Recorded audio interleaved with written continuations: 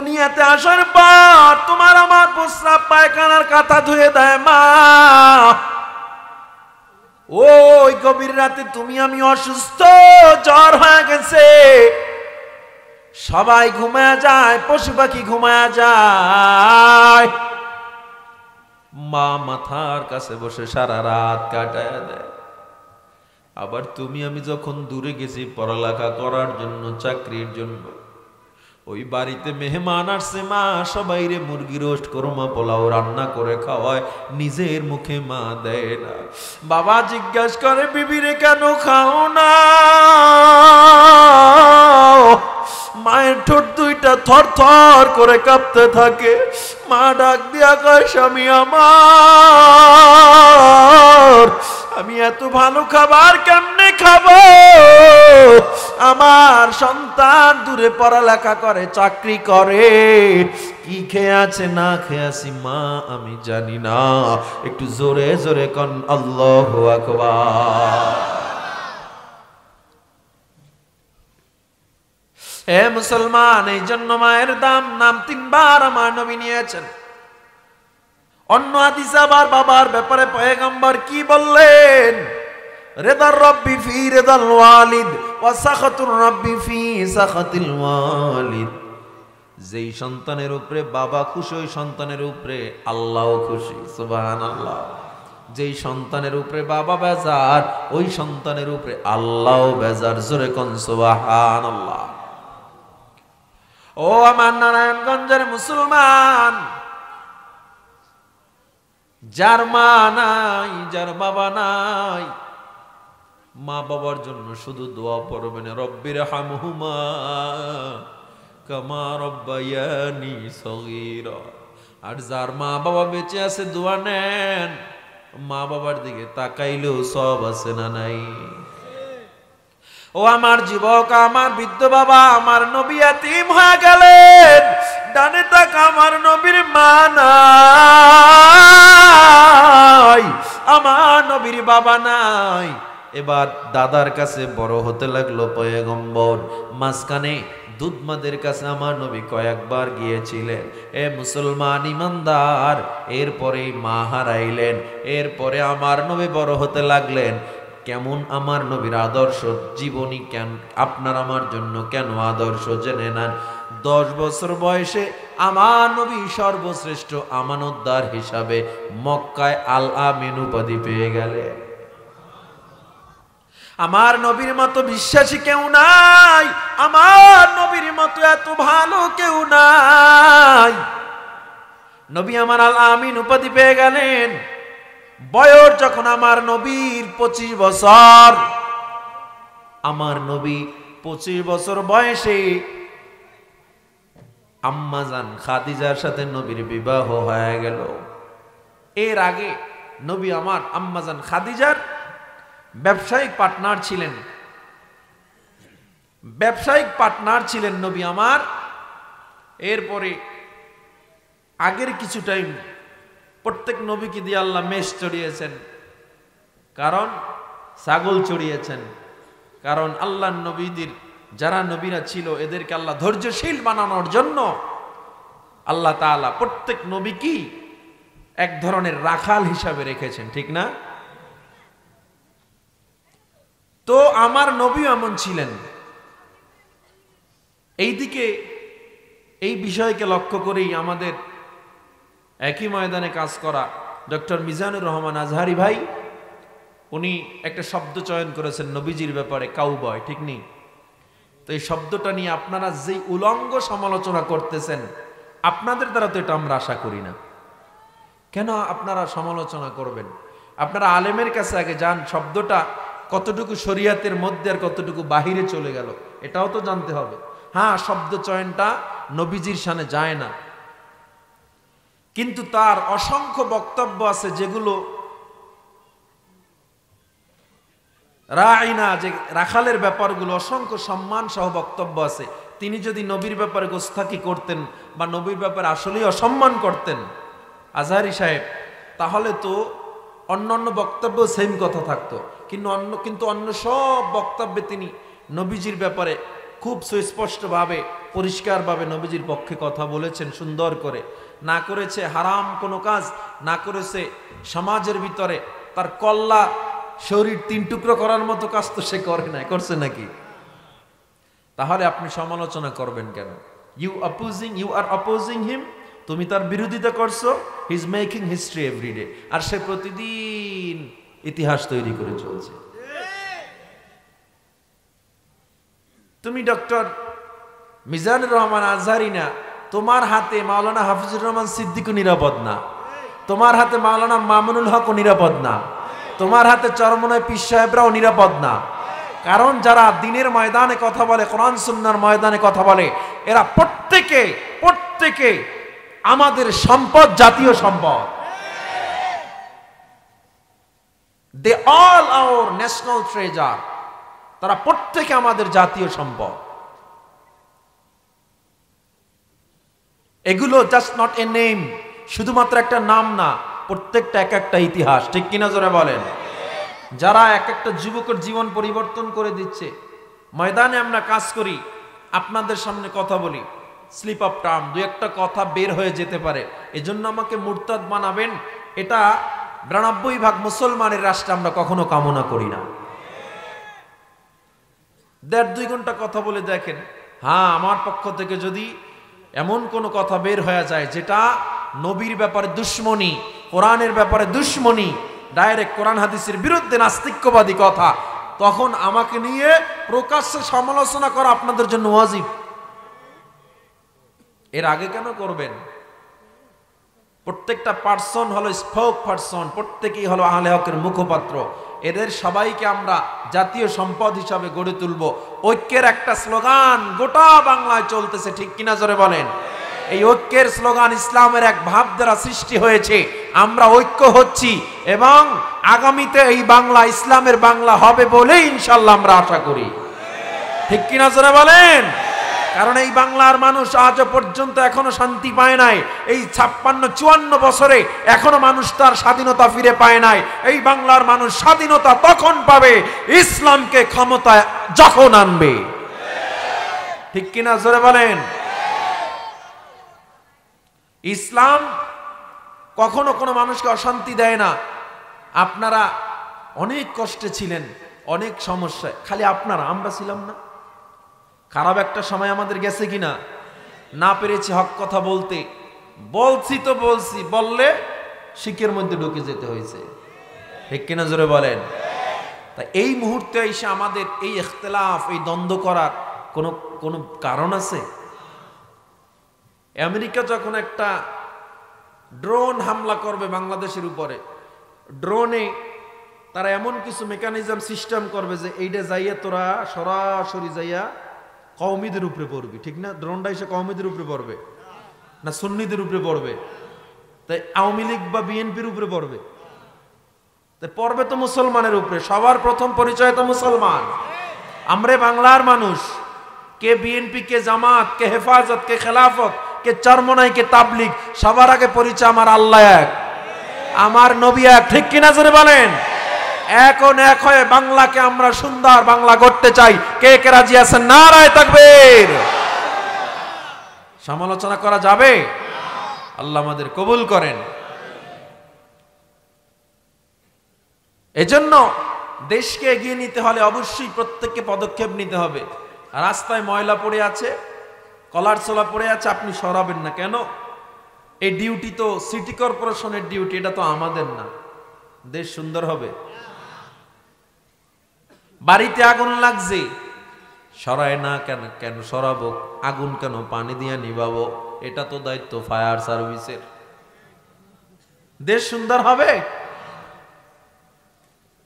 এজন্য দেশকে সুন্দর করতে হলে কাঁধে কাঁধ মিলে ঐক্যবদ্ধভাবে সরকারকেও সহযোগিতা করে যেতে হবে। পারবো তো ইনশাআল্লাহ? আল্লাহ কবুল করেন। আমার পয়গম্বর হেরা গুহায় নবী আমার ধ্যান মগ্ন হয়ে গেলেন। কষ্ট হচ্ছে আপনাদের? আমি খুব বেশি কষ্ট দিব না। আমার আলোচনায় আমি ঘুষাই আইনে আপনাদেরকে ইনশাআল্লাহ মোনাজাত দিয়ে বিদায় করব। তবে আপনারা কষ্ট হলে আমাকে বলতে পারেন, আমি মোনাজাত এখন দিয়ে দিব। একটু টাইম চলবে ইনশাআল্লাহ। হেরা গুহায় আমার নবী ধ্যানমগ্ন করতে লাগলেন। 40 বছর পর্যন্ত নবী হেরা গুহায় ধ্যানমগ্ন। হঠাৎ করে জিবরিল আমিন চলে আসলেন। হেরার চারিধার আলোকিত হয়ে গেল। ইকরা নবী পড়েন, বলে পড়তে জানি না। পড়েন, পড়তে জানি না। পড়েন, পড়তে জানি না। ইকরা বিসমি রাব্বিকাল্লাযী খালাক, পড়েন আপনার প্রভুর নামে যিনি আপনাকে সৃষ্টি করেছে। আমার নবী এবার একটানে 5 আয়াত পড়ে ফেললো। জিবরিল আমিন নবীরে চাপ দিয়া বললেন পড়েন। নবীর গায়ে জ্বর উঠে গেল। নবী আমার কাঁপতে কাঁপতে জ্বর নিয়া আম্মা জান খাদিজার ঘরের কিনারায় চলে যায়। গিয়া বলে জাম্মিলুনি, ও খাদিজা আমারে চেপে ধরো, আমাকে আমজা করে ধরো। খাদিজা আমারে চেপে ধরো, খাদিজা আমারে আমজা করে ধরো। আম্মাজান খাদিজা কম্বল দিয়া নবীরে যখন চেপে ধরলে, নবীজির ঠোঁট দুইটা আম্মাজান খাদিজার কানের সাথে লাগাইয়া আমার নবী ডেকে বলে, খাদিজা আমি এমন একটা কথা বলবো, হতে পারে তুমি আমারে ছেড়ে চলে যাইবা। ও খাদিজা তুমি জানো আমার মা নাই, তুমি জানো আমার বাবা নাই, আমি একমাত্র তোমার কাছে এসে আশ্রয় পাই ও খাদিজা। কিন্তু আমি এখন এমন একটা কথা বলবো, হতে পারে তুমিও আমারে ছেড়ে দূরে চলে যাইবা। আম্মা জান খাদিজা বলে, ও মুহাম্মদ, গোটা মক্কার মানুষ আপনাকে চিনুক আর না চিনুক, আমি আপনাকে ভালো করে চিনি। টেনশন ছাড়া আমাকে বলেন, কোনো সমস্যা নাই, টেনশন ছাড়া আমারে বলেন। এবার আমার নবী কানে কানে কয়, খাদিজা, ও খাদিজা, আল্লাহ আমার উপরে কোরআন নাজিল করেছে, আমি নবী হয়ে গেছি, রাসূল হয়ে গেছি। আমি এখন থেকে ইসলামের দাওয়াত চালু করে দিব ফজরের পর থেকে। জোরে জোরে কোন সুবহানাল্লাহ। নবী আমার চিন্তায় পড়ে গেছে, খাদিজা না জানি রাগ করে চলে যায়। কিন্তু আম্মা জান খাদিজা আমার নবীর হাতটা ধরে ডাক দিয়া কয়, মুহাম্মদ, এই দুনিয়ার মানুষ আপনাকে মানুক আর না মানুক, এই দুনিয়ার মানুষ আপনারে মিথ্যুক বলুক আর সত্যবাদী বলুক, আমি খাদিজা আপনার হাতে হাত দিয়া সবার আগে কালেমা পড়ে মুসলমান হয়ে গেলাম। ও মুসলমান ইমানদার আল্লাহর গোলাম, আম্মা জান খাদিজা নবীর হাতে হাত লাগা মুসলমান হয়ে গেলেন। নবী এবার দ্বীনের দাওয়াতের জন্য, ইসলামের দাওয়াতের জন্য নেমে গেল। যেই চাচা আবু জাহেল নবীরে এত ভালোবাসতো, সেই চাচাও আজকে নবীরে পাগল বলে, নবীরে বলে মাতলামি করতেছো। নবী আমার সিজদায় আমার নবীর মাথার উপরে উঠে পচা নারী বুড়ি চাপায়া দেয়। আমার নবী রক্তাক্ত হয়ে যায় মক্কার মানুষের আঘাতে। ঘরে যখন যায় খাদিজা নবীর রক্তগুলো মুছে দেয়। আমার নবী কয়, খাদিজা তুমি যদি না থাকতো আমার রক্ত মুছে দেওয়ার মতো কেউ থাকতো না। কিন্তু ভাগ্যের কি নির্মম পরিহাস, খাদিজা ওই 10ম হিজরিতে দুনিয়া থেকে বিদায় হয়ে যায়। নবীর একমাত্র অভিভাবক ছিল আবু তালেব। আবু তালেবও দুনিয়া থেকে বিদায় হয়ে যায়। আরে আমার নবী কই যাবে? আমার নবী বাধ্য হয়ে তায়েফে চলে গেল উম্মে হানি ফুফির বাড়িতে। ফুফির বাড়ি শাসন করত দুই ভাই, ওই তায়েফ শাসন করত। দুই ভাই এসে ডেকে বলে, মুহাম্মদ তুমি নাকি কোরআনের দাওয়াত নিয়ে আসছো? হ্যাঁ আমি দাওয়াত নিয়ে আসছি, খবরদার কোরআনের দাওয়াত এই তায়েফের ময়দানে চলবে না। কোরআনের দাওয়াত যদি এখানে দাও তোমাকে আমরা ছাড় দিব না। আমার নবী জবাব দেয়, ও তায়েফের নেতা, আমি দাওয়াত দিব যত বাধা আসুক, আমি আমার আল্লাহর দাওয়াত বন্ধ করতে পারবো না। জোরে জোরে কোন আল্লাহু আকবার। দাওয়াতের জন্য নবী আমার নেমে গেলেন। আমার নবী যখন তায়েফের ময়দানে নেমে যায়, তায়েফের বেঈমানগুলো নবীর পেছনে লেলিয়ে দেয় বাচ্চাগুলোরে। আমার নবীর গায়ে পাথর মারে, থুথু মারে, ধুলো মারে। একটা পাত্র নবীর ঠোঁট ফেটে রক্ত পড়ে নবীর দাড়ি জুব্বা ভিজে যায়, আমার নবীর পাও জুতা পর্যন্ত রক্তে আটকে যায়, আল্লাহর আরশটা থরথর করে কেঁপে উঠল। জিবরিল আমিন এসে কয়, পয়গম্বর আপনি যদি একবার আমায় হুকুম দেন, একবার যদি বলেন তায়েফের পাহাড় দিয়া তায়েফবাসীরে চাপা দিয়া মেরে ফেলবো। আমার নবীর আদর্শ কত সুন্দর।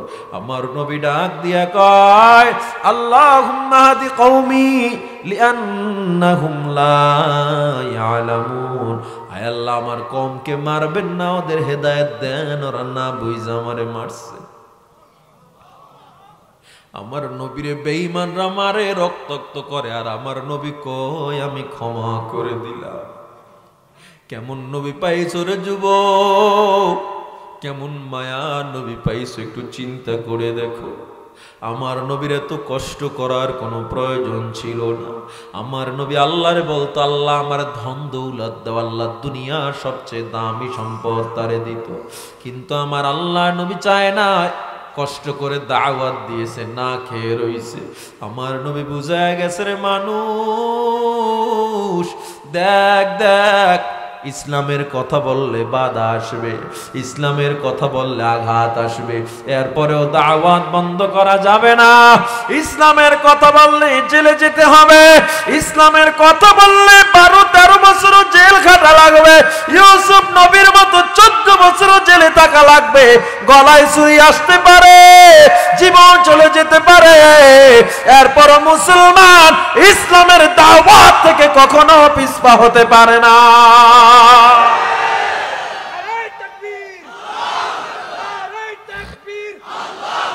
হে মুসলমান ইমানদার, আজ ওলামায়ে কেরাম নবীর ওয়ারিস, আমাদেরকে আমার নবী ওয়ারিস বানায় গেলেন, আমরাও নবীর কথা বলি। এত আমাদের উপরে বাধা, এত ঝড় ঝাপটা, অনেকে মনে হয় হুজুরদেরকে চোখের আল মনে করে, হুজুর দেখলে মেজাজ গরম হয়ে যায়, টকশোতে বইয়া হুজুর বিরোধী কথা, টকশোতে বইয়া মাদ্রাসা বিরোধী কথা। এত মাদ্রাসার কি দরকার, এত কোরআনের হাফেজের কি দরকার, এত কিসের দরকার? আমি বলি তোমার এত দরকার কিসের? তোমার এত দরকার কি লইয়া? হুজুররা তার চোখের আল নাই নারায়ণগঞ্জে। হুজুর দেখলে এক দলের শুধু মেজাজ গরম, দেখতেই পারে না, দেখতেই পারে না। অথচ তোমার উচিত ছিল হুজুর হওয়া। কেন? তুমি জান্নাত যদি পেতে চাও, নবীর সুন্নতের পাবন্দি আদর্শ দরকার আছে না নাই? আর নবীর সুন্নত মানতে গেলে তোমার হুজুর হওয়া লাগবে। তাই হুজুর মানে কি? মাওলানা মুফতি হওয়া, এটাই হুজুর। মাদ্রাসায় পড়ে কোনো লাভ নাই, কোরআন শিখে কোনো লাভ নাই। কেন? ওই মাদ্রাসায় পড়ে ওসি হওয়া যাবে না, ডিসি হওয়া যাবে না, এসপি হওয়া যাবে না, আইজি হওয়া যাবে না, এমপি হওয়া যাবে না। না হয় ভালো, পালায়া যাওয়া লাগলো, ওই লাভ কি? কথা কয় না আপনারা? ঠিক আসতে কইলো ঠিক, জোরে কইলো ঠিক, জোরে কন্যা ঠিক না বেটি? হইয়া যদি পালাইয়ে যাওয়া লাগে। আল্লাহ, পৃথিবীর ইতিহাস এমন আছে সব এমপি পলাইছে। ইয়া আল্লাহ, জীবন শেষ করে দিছে এর পিছনে। আমার নেতার চরিত্র ফুলের মতো খালা, সারাদিন শুধু মিছিল মিটিং, কেউ রে পাত্তা দেয় না, জীবন শেষ। এদিকে তো নেতা ভিসা পাসপোর্ট রেডি করে রাখছে, তোমার তো আইডি কার্ডেই ভুল। তুমি তো ভিসা পাসপোর্ট তো দূরের কথা, পাসপোর্ট করতে তো আইডি কার্ড লাগবে, লাগবে নি? আরে আইডি কার্ডে ভুল তো অনেকের জন্ম নিবন্ধনও ভুল। তাইলে তুমি কার পিছনে তো উড়াইছো? তোমার তুই পালায় গেছে, খবর নিছে নি একবারও? হ্যাঁ, খবর জানি কে নেয়, আমনেটা নিব কখন? হে মুসলমান ইমানদার, হুজুররা কেন ওসি হবে, ডিসি হবে? হুজুররা কেন এসপিআইজি হবে? আলহামদুলিল্লাহ, আমরা যখন এসপির অফিসে যাই, চেয়ারটা তো আমাদের জন্যই ছেড়ে দেয়। কথা কয় না? আমরা যখন ডিসির অফিসে চেয়ারটা তো আমাদের জন্যই তারা ছেড়ে দেয়। আমরা তো তাদের জানাজা পড়াবো, তাদের বিয়া পড়াবো, আমরা তো তাদের জন্য দোয়া করব, আমরা তাদের সন্তানদেরকে আলেম বানাবো। এসপিডিসি আমাদের হওয়া লাগে না, কিন্তু জ্ঞানের প্রশ্নে যদি আসো, কোরআনওয়ালাদের জ্ঞানের কাছে জেনারেল শিক্ষিতদের জ্ঞান তার ধারের কাছেও নাই। কইবে কেমনে হুজুর, আপনারা কি বিজ্ঞান জানেন নাকি? আপনারা সায়েন্স বুঝেন নাকি? আপনারা আর্টস কমার্স বুঝেন নাকি? আপনারা অর্থনৈতিক ব্যবস্থাপনা বুঝেন নাকি? আপনারা রাজনীতি বুঝেন নাকি? ও মুসলমান, ও ঢাকার মুসলমান, হুজুর রাজা রাজনীতি বুঝে পৃথিবীর কেউ সেই পরিমাণ বুঝে না। হুজুরদেরকে রাজনীতিতে দেখলেই তোমার মাথা গরম, কারণ হুজুর রাজনীতিতে ঢুকলে তোমার বোতল খাওয়া বন্ধ হয়ে যাবে। হুজুর রাজনীতিতে ঢুকলে তোমার রাস্তার টাকা টেন্ডারবাজি বন্ধ হয়ে যাবে। হুজুর রাজনীতিতে ঢুকলে তোমার ব্রিজে রডের বদলে বাঁশ দেওয়া বন্ধ হয়ে যাবে। ঠিক কিনা জোরে বলে? হুজুরদের খুব সমস্যা। এই ৫৬,০০০ বর্গ মাইলের মতো বাংলাদেশ না, গোটা অর্ধ পৃথিবী শাসন করেছেন হযরত ওমর। অর্ধ পৃথিবী শাসন করেছেন যিনি, ধুলির তক্তে বসি খেজুরের পাতার পোশাক তাহার বারে বারে গেছে ছিড়ি। বলেছেন হযরত রাসূল, শেষ পয়গম্বর, আমার পরে যদি কেউ নবী হতো, হতো আমার সাহাবী ওমর। এই বাদশাহ সুলতান সুলেমান মুসলমান শাসক ছিলেন, হুজুর শাসক ছিলেন। অটোমান সাম্রাজ্য ৩৫০ বছর শাসন করেছে। ইতিহাস পড়ে দেখো, হুজুরদের শাসন আমল পড়ে দেখো। এ মুসলমান, বাদশাহ জুলকারনাইন, বাদশাহ শাহ সুলতান, এত ইতিহাস, হাজার কোটি কোটি ইতিহাস পড়ে দেখো। আমাদের সময় মানুষ কেমন ইনসাফ পেয়েছে। হযরত ওমরের সময় বাঘ আর ছাগল এক ঘাটে পানি খাইছে, কেউ ভয় করে নাই যে বাঘ ছাগল রেখে ফেলবে। ছাগলই ভয় পায় না। হ্যাঁ, মাদ্রাসায় পড়ে লাভ নাই, মাদ্রাসায় পড়ে জ্ঞানী হওয়া যায় না। মাদ্রাসার ছাত্ররা প্রোডাক্টিভ না, এরা বিজ্ঞান বুঝে না, ইংলিশ বুঝে না। আমার সামনে তুমি 10 ঘন্টা ইংলিশে কথা কও, দেখি আমার একটা ভুল বের করতে পারো কিনা বলো। আমি তো কওমি মাদ্রাসায় পড়েছি, আলহামদুলিল্লাহ। আমাদের কওমি মাদ্রাসাগুলোতে এখন ইংলিশ, অঙ্ক, ভূগোল, সামাজিক বিজ্ঞান, রাষ্ট্রবিজ্ঞান সহ সব ধরনের শিক্ষার সমন্বয়, সব ধরনের শিক্ষা আছে না নাই? আপনাদের এই তাফিজুল কোরআন মাহমুদিয়া মাদ্রাসা আছে না নাই? আছে না নাই? হে মুসলমান ইমানদার, আর বিজ্ঞানের কথা যদি বলো, কোরআনের চেয়ে বড় তথ্যের কোনো বই পৃথিবীতে নাই। যত জ্ঞানের ফ্যাক্টরি হলো কোরআন। বিজ্ঞান যেগুলো ১৫০-২০০ বছর আগে আবিষ্কার করেছে আমার আল্লাহ, সেগুলো কোরআনে ১৫০০ বছর আগে আবিষ্কার করে রেখে দিয়েছে। আসমানে আল্লাহ একটা বড় কূপ বানাইছেন, কালো ব্ল্যাক হোল, বিজ্ঞানীদের ভাষায় যেটা ব্ল্যাক হোল। এত বড় গর্ত, কত বড়? আপনাদের ফতুল্লার মতো বড়। কত বড় বলে? এই বাংলাদেশের মতো ২৫টা রাষ্ট্র ভারতের পেটে ঢুকে যাবে। ভারত কত বড়? তাইলে ওই গর্তটা ভারতের মতো কয় না, তাই ভারত আবার রাশিয়ার পেটে ঢুকে যাবে, গর্তটা রাশিয়ার মতো কয় না, তাইলে পুরো পৃথিবীর মতো গর্তটা কয় না। ওই যে আল্লাহ তাআলা মহাকাশে গর্তটা বানাইছে, পৃথিবীর মতো কয় না। তাইলে এই রকম পৃথিবী একটা দুইটা না, ১,০০০ আর ২,০০০ না, ১৪ লক্ষ পৃথিবী একটা সূর্যের পেটে ঢুকে যাবে। তাহলে ১৪ লক্ষ পৃথিবী যদি সূর্যের পেটে ঢুকে যায়, সূর্যের মতো বড় গর্তটা কয় না। তাইলে কিসের মতো বড়? সূর্যের চেয়ে আবার তারকা বড়। তারকা চিনেননি আপনারা? তারা এই তারকাগুলো কত বড়? ব্যাটেলজিউস নামে একটা তারকা আল্লাহ মহাকাশে বানাইছে। ওই আসমানে একটা ব্যাটেলজিউস তারকা কত বড়? ব্যাটেলজিউসের পেটে ৩৩ কোটি সূর্য ঢুকে যাবে। তাইলে এই তারকার মতো গর্তটা বড় কয় না, ওই রকম ব্যাটেল জিউসের মতো যার পেটে 33 কোটি সূর্য ঢুকে যাবে, এই রকম কোটি কোটি হাজার কোটি বিলিয়ন কোটি তারকা, এই রকম গ্রহ গ্যালাক্সি ওই গর্তের মধ্যে ঢুকে যায় আর ফিরে আসে না। এই গর্ত বিজ্ঞান আবিষ্কার করছে অল্প কদিন আগে। আমার আল্লাহ আরো ১৫০০ বছর আগে সূরা ওয়াকিয়ায় বলে দিয়েছেন, ফালা উকসিমু বিমা ওয়াকিইন নুজুম। আল্লাহ কয় ওই জায়গার শপথ যেখানে গিয়া তারকা পতিত হয়।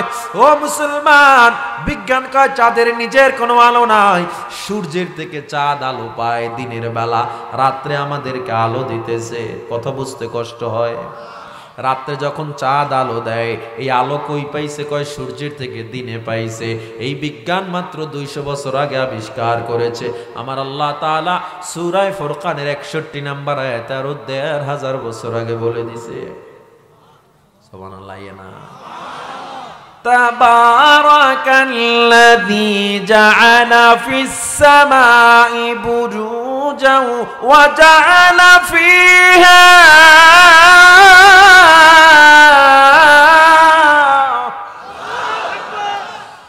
وجعل فيها سراجا وقمرا منيرا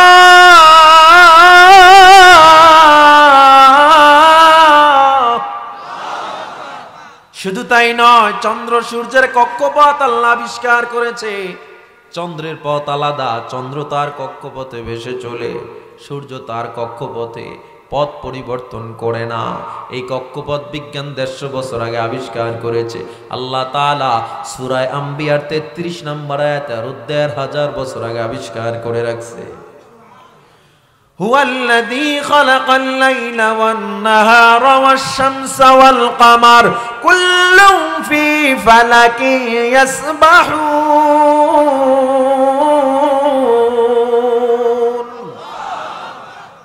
এরকম যদি সারা রাত শুধু বিজ্ঞানের আলোচনা করি শেষ হবে না। পিঁপড়াবিদ্যা বিজ্ঞান আবিষ্কার করেছে 89 বছর আগে। পিঁপড়াবিদ্যা সম্পর্কে জানেন?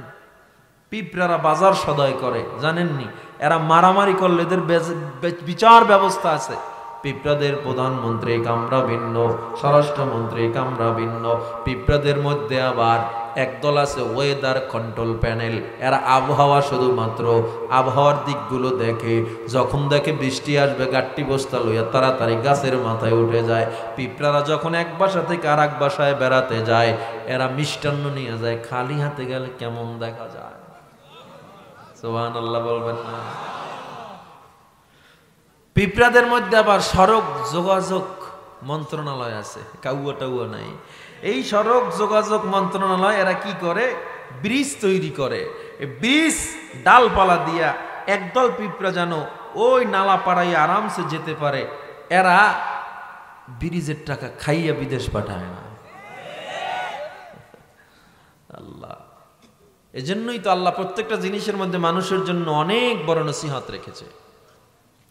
পিঁপড়ারা এত সুন্দর মানব সুলভ তাদের মধ্যে আচরণ, বিজ্ঞান মাত্র 90 বছর আগে আবিষ্কার করেছে। এই পিঁপড়া বিদ্যা নিয়ে মুভি পর্যন্ত তৈরি হয়েছে। পিঁপড়া বিদ্যা নিয়ে মুভি বুঝেননি? ছবি বই। এই যে পিঁপড়া বিদ্যা মাত্র 89 বছর আগে আবিষ্কার করছে আল্লাহ তাআলা। ১৫০০ বছর আগে সূরা নমলের ১৭ এবং ১৮ নম্বর আয়াত আবিষ্কার করে দিয়েছে। তাহলে কোরআনে কিছু নাই? কোরআন যারা পড়ে তারা কিছু বোঝে না। চিকিৎসা বিজ্ঞান কয় হার্টকে ভালো রাখতে চাও, ডান কাত হয়ে ঘুমাও। আমার নবী ১৫০০ বছর আগে কয় ডান কাত হয়ে শোয়া সুন্নত। চিকিৎসা বিজ্ঞান কয় লিভারকে ভালো রাখতে চাও, মদ পান করবা না। ইসলাম ১৫০০ বছর আগে বলে মদ পান হারাম। চিকিৎসা বিজ্ঞান কয় পাকস্থলী ভালো রাখতে চাও, শূকরের গোশত খায়ও না। ইসলাম ১৫০০ বছর আগে বলে শুয়োরের গোশত হারাম। সুবহানাল্লাহ। ফিঙ্গারপ্রিন্ট আবিষ্কার করছে। আমি এই যে বক্সটা ধরলাম, ছাড়লাম, এখানে আমার কিন্তু আঙুলের ছাপ আছে। এটাকে যখন ডিএনএ টেস্ট করা হবে, সাথে সাথে এই আঙুলের ছাপের সাথে যে আইডি কার্ডের মিল আছে, আইডি কার্ড করার সময় আঙুলের ছাপ দিছিলাম না, এই আইডি কার্ডের সাথে এখান থেকে স্ক্যানিং হয়ে অ্যাডজাস্টমেন্ট, আপনার আইডি কার্ডটা ভেসে উঠবে, আর আমি ধরছি না আমারটা ভেসে উঠবে এখানে। কারণ পৃথিবীতে ইউনাইটেড নেশন বা জাতিসংঘের গণনা অনুযায়ী 750 থেকে 800 কোটি যে মানুষ, একজনের আঙুলের ছাপের সাথে আর একজনের আঙুলের ছাপের কোনো মিল নেই। সুবহানাল্লাহ। এটুক জায়গায় 750 কোটি ব্যবধান কে করেছে? এই আইডি কার্ড। এজন্য দেখবেন কোথাও খুন হলে প্রশাসনের লোক রুমাল দিয়ে অস্ত্রটাকে ধরে, ঠিক না? কারণ ওইটাকে আসামি শনাক্ত করতে, খুনিকে শনাক্ত করতে তারা যখন ডিএনএ টেস্ট করবে ল্যাবে নিয়ে, সাথে সাথে এটা বের হয়ে যাবে কে খুন করছে। বিজ্ঞান আবিষ্কার করছে 88 বছর আগে। আল্লাহ সূরা কিয়ামায় 1500 বছর আগে বলে দিয়েছে। লোহার ব্যাপারে, লোহা কত বড় শক্ত ধাতু, এত বলার আমার সময় নাই বাজান।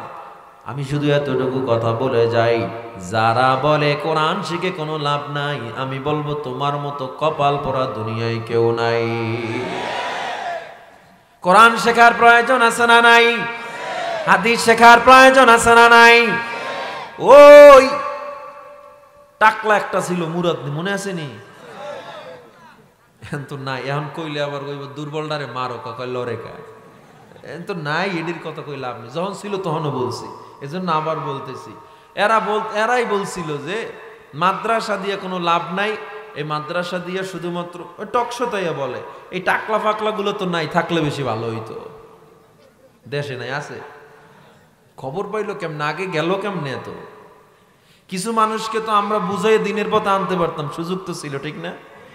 গেল কই? একটা ভিডিও বাইরে হয় না ফেসবুকে, অমুক দেশে আছে। আল্লাহ, এই টাকলা মুরাদ বলেছিল কত অহংকার, কত দম্ভ। আল্লাহ মাফ করুক, আমি কখনো নাম নিয়ে কাউকে কথা বলি না, কিন্তু উনি যেহেতু কোরআন বিরোধী কথা বলছে, আমি বলছিলাম না যদি কোরআন হাদিস বিরোধী, নবী বিরোধী কেউ কথা বলে তার নাম ধরে বলা ওয়াজিব। এই লোক বলেছিল মাদ্রাসায় পড়ে কোনো লাভ নাই, মাদ্রাসার মানুষ কেউ প্রোডাক্টিভ হতে পারে না। আর একটা আছে জারুদার, নিজুম জারুদার, চিনেননি? চিনছেন নি? আরে চিনেন না? নিজুম মজুমদার কি হারপিক মজুমদার। এই লোক তো দেশে নাই, আসেনি? এই লোক আইসে বলে মাদ্রাসায় সবচেয়ে দুর্বল পোলাডারে দেয়, যেই ঘরে সবচেয়ে দুষ্ট সন্তান এইটারে নাকি মাদ্রাসায় দেয়। তাইলে আমরা যারা মাদ্রাসায় পড়ছি, মিজানুর মাজার হিসাব সবচেয়ে দুষ্ট পোলা, হাফিজুর রহমান সিদ্দিক ঘরে সবচেয়ে দুষ্ট পোলা, ঠিক না? মাহফুজুর রহমান জাবের সবচেয়ে দুষ্ট পোলা, এই জন্য মাদ্রাসায় দিছে। তবে চ্যালেঞ্জ দিয়ে বলতে পারি, আমরা যদি ডক্টর আর ইঞ্জিনিয়ারিং নিয়ে পড়তাম, আমাদের সামনে কেউ দাঁড়াতে পারতো না, ঠিক না? কারণ সেখানেও তো মেহনত করে পড়তাম, আমরা সে জায়গায় সাকসেস থাকতাম। এইরকম একটা রিওমার সমাজে আছে, ঘরের দুষ্ট আর সবচেয়ে গরিব ফ্যামিলির সন্তানটা মাদ্রাসায় দেয়।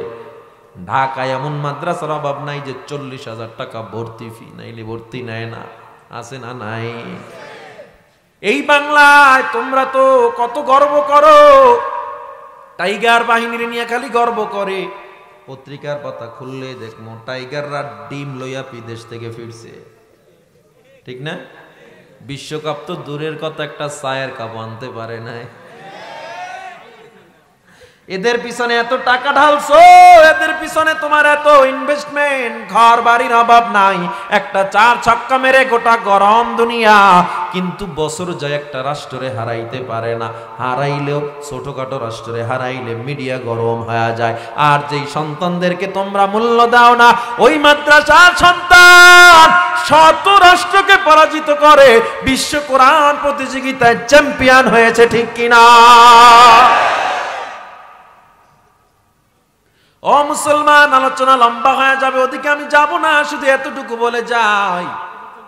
এ মুসলমান, ওই হেরার আলো আমার নবী শিক্ষা দিলেন, যেখানে আল্লাহর নবীকে প্রথমে বলেছিল ইকরা, নবী পড়েন বিসমি রাব্বিকাল্লাযী খালাক, পড়েন আপনার প্রভুর নামে যিনি আপনাকে সৃষ্টি করেছেন।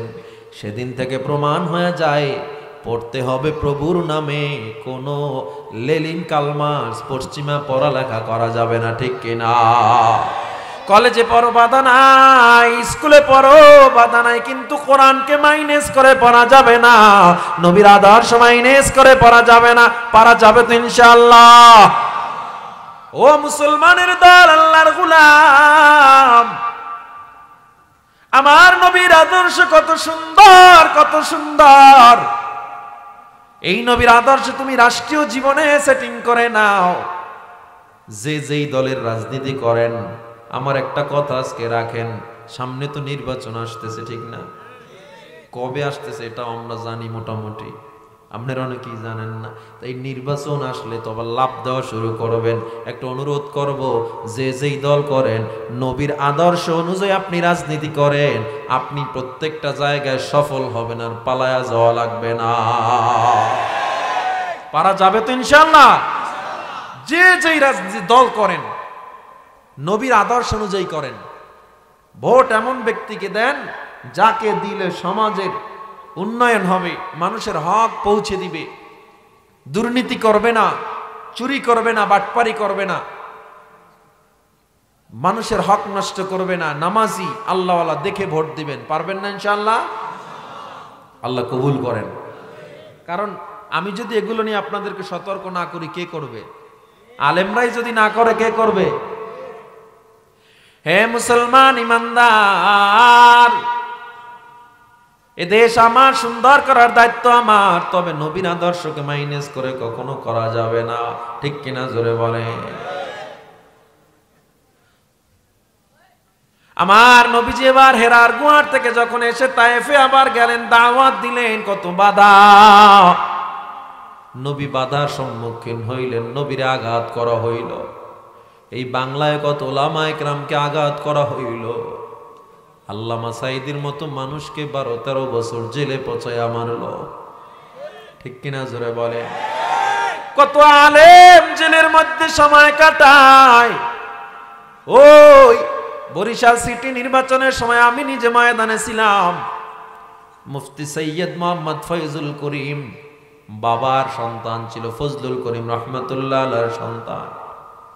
তারা যদি শুধু পীরগিরি করত, পেট পূজারি করত, কেউ তাদেরকে আর বাধা দিত না।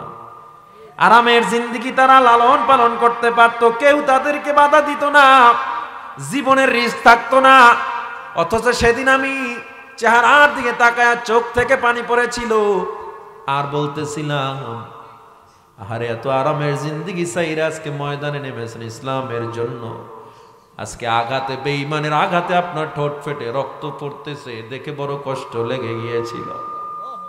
এ মুসলমান, আলেমরা কখনো ঘরে বসে থাকতে পারে না। যারা হক্কানি আলেম, যারা হক্কানি পীর, এরা দেশের জন্য কাজ করবে। যারা খানকায়ও কাজ করবে, ময়দানেও কাজ করবে, এরাই এদেশের সম্পদ, এরাই আহলে হক, এদের দ্বারাই ইসলামের পতাকা উড়বে, ঠিক কিনা?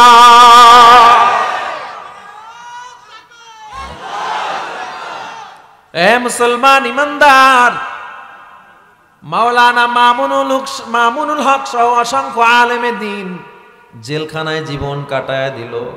আপনারা মনে করছেন হুজুররা ভয় পাইছে? না না, জেলে ঢুকাইলে হুজুররা ভয় পায় না, কারণ হুজুররা জানে হক কথা বললে ওই নবী যেমন তায়েফে মার খাইছে, ইউসুফ নবীর যেমন জেলে যাওয়া লাগছে, আমাদেরও জেলে যাওয়া লাগতে পারে। এই বুকে একটা বুলেটের জায়গা রেখেই ময়দানে আমরা কথা বলতে নেমেছি, ঠিক কিনা? এই জন্য অনুনয় বিনয় করব, আমার নবী তায়েফের ময়দানে রক্ত ঝরা প্রমাণ করে দিল, দিনের দাওয়াত জায়নামাজে বসে হয় না। অনেকে আছে বলে জায়নামাজ থেকে দিনের প্রচার করে, ময়দানে যেতে চায় না, জিহাদের ময়দানে যেতে চায় না।